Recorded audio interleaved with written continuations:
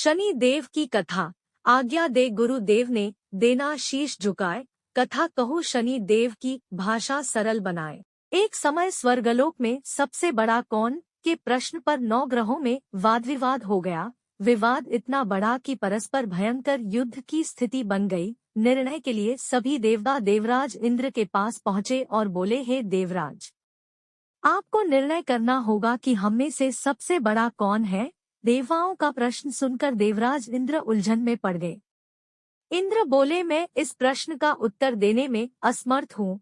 हम सभी पृथ्वीलोक में उज्जैनी नगरी में राजा विक्रमादित्य के पास चलते हैं।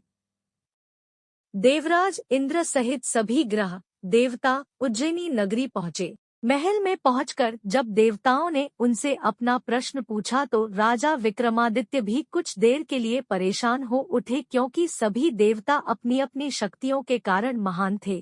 किसी को भी छोटा या बड़ा कह देने से उनके क्रोध के प्रकोप से भयंकर हानि पहुंच सकती थी। अचानक राजा विक्रमादित्य को एक उपाय सूझा और उन्होंने विभिन्न धातुओं स्वर्ण, रजत, चांदी, कांसा, ताम्र, तांबा, सीसा, रांगा, जस्ता, अभ्रक व लोहे के 9 आसन बनवाए। धातुओं के गुणों के अनुसार सभी आसनों को एक दूसरे के पीछे रखवाकर उन्होंने देवताओं को अपने अपने सिंहासन पर बैठने को कहा।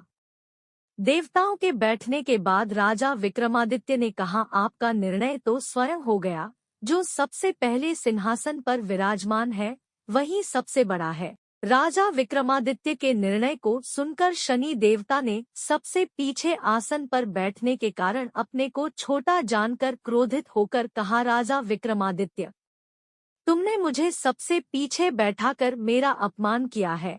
तुम मेरी शक्तियों से परिचित नहीं हो, मैं तुम्हारा सर्वनाश कर दूंगा। शनि ने कहा, सूर्य एक राशि पर 1 महीने, चंद्रमा 2.25 दिन, मंगल 1.5 महीने, बुध और शुक्र 1 महीने, बृहस्पति 13 महीने रहते हैं, लेकिन मैं किसी राशि पर 7.5 वर्ष 7.5 तक रहता हूँ। बड़े बड़े देवताओं को मैंने अपने प्रकोप से पीड़ित किया है। राम को 7.5 के कारण ही वन में जाकर रहना पड़ा और रावण को 7.5 के कारण ही युद्ध में मृत्यु का शिकार बनना पड़ा। राजा, अब तू भी मेरे प्रकोप से नहीं बच सकेगा। इसके बाद अन्य ग्रहों के देवता तो प्रसन्नता के साथ चले गए, परंतु शनिदेव बड़े क्रोध के साथ वहां से विदा हुए। राजा विक्रमादित्य पहले की तरह ही न्याय करते रहे।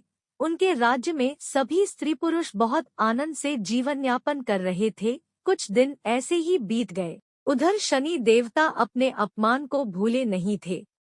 विक्रमादित्य से बदला लेने के लिए एक दिन शनिदेव ने घोड़े के व्यापारी का रूप धारण किया और बहुत से घोड़ों के साथ उज्जैनी नगरी पहुँचे। राजा विक्रमादित्य ने राज्य में किसी घोड़े के व्यापारी के आने का समाचार सुना तो अपने अश्वपाल को कुछ घोड़े खरीदने के लिए भेजा। घोड़े बहुत कीमती थे। अश्वपाल ने जब वापस लौटकर इस संबंध में बताया तो राजा विक्रमादित्य ने स्वयं आकर एक सुंदर व शक्तिशाली घोड़े को पसंद किया। घोड़े की चाल देखने के लिए राजा उस घोड़े पर सवार हुए तो वह घोड़ा बिजली की गति से दौड़ पड़ा। तेजी से दौड़ता घोड़ा राजा को दूर एक जंगल में ले गया और फिर राजा को वहां गिराकर जंगल में कहीं गायब हो गया। राजा अपने नगर को लौटने के लिए जंगल में भटकने लगा, लेकिन उन्हें लौटने का कोई रास्ता नहीं मिला। राजा को भूख प्यास लग आई। बहुत घूमने पर उसे एक चरवाहा मिला।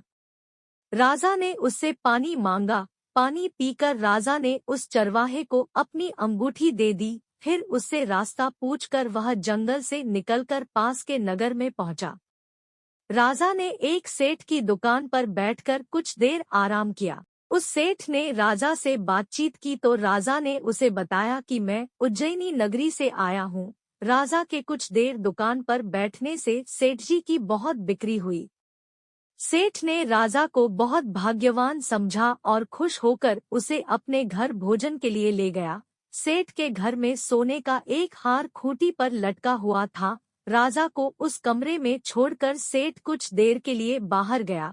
तभी एक आश्चर्यजनक घटना घटी। राजा के देखते देखते सोने के उस हार को खूंटी निगल गई।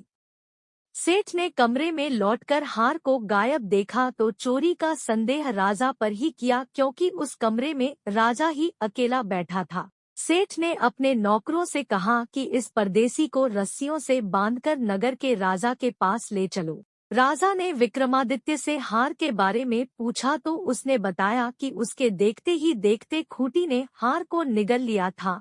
इस पर राजा ने क्रोधित होकर चोरी करने के अपराध में विक्रमादित्य के हाथ पांव काटने का आदेश दे दिया।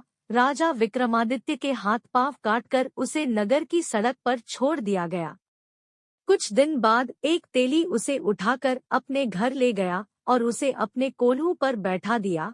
राजा आवाज देकर बैलों को हाँकता रहता। इस तरह तेली का बैल चलता रहा और राजा को भोजन मिलता रहा। शनि के प्रकोप की 7.5 पूरी होने पर वर्षा ऋतु प्रारंभ हुई। राजा विक्रमादित्य एक रात मेघ मल्हार गा रहा था कि तभी नगर के राजा की लड़की राजकुमारी मोहिनी रथ पर सवार उस तेली के घर के पास से गुजरी। उसने मेघ मल्हार सुना तो उसे बहुत अच्छा लगा और दासी को भेजकर गाने वाले को बुला लाने को कहा। दासी ने लौटकर राजकुमारी को अपंग राजा के बारे में सब कुछ बता दिया। राजकुमारी उसके मेघ मल्हार से बहुत मोहित हुई। आथा उसने सब कुछ जानकर भी अपंग राजा से विवाह करने का निश्चय कर लिया। राजकुमारी ने अपने माता पिता से जब यह बात कही तो वे हैरान रह गए। रानी ने मोहिनी को समझाया, बेटी, तेरे भाग्य में तो किसी राजा की रानी होना लिखा है, फिर तू उस अपंग से विवाह करके अपने पांव पर कुल्हाड़ी क्यों मार रही है।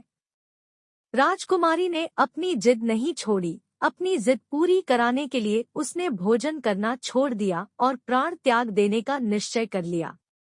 आखिर राजा रानी को विवश होकर अपंग विक्रमादित्य से राजकुमारी का विवाह करना पड़ा। विवाह के बाद राजा विक्रमादित्य और राजकुमारी तेली के घर में रहने लगे। उसी रात स्वप्न में शनिदेव ने राजा से कहा, राजा, तुमने मेरा प्रकोप देख लिया, मैंने तुम्हें अपने अपमान का दंड दिया है। राजा ने शनिदेव से क्षमा करने को कहा और प्रार्थना की है, शनिदेव, आपने जितना दुख मुझे दिया है अन्य किसी को न देना। शनिदेव ने कुछ सोचकर कहा, राजा, मैं तुम्हारी प्रार्थना स्वीकार करता हूँ। जो कोई स्त्री पुरुष मेरी पूजा करेगा, शनिवार को व्रत करके मेरी व्रत कथा सुनेगा, उस पर मेरी अनुकंपा बनी रहेगी।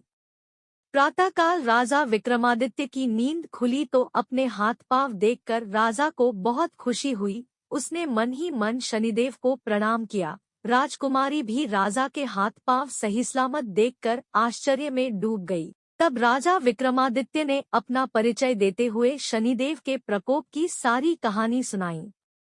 सेठ को जब इस बात का पता चला तो दौड़ता हुआ तेली के घर पहुंचा और राजा के चरणों में गिरकर क्षमा मांगने लगा। राजा ने उसे क्षमा कर दिया, क्योंकि यह सब तो शनिदेव के प्रकोप के कारण हुआ था। सेठ राजा को अपने घर ले गया और उसे भोजन कराया।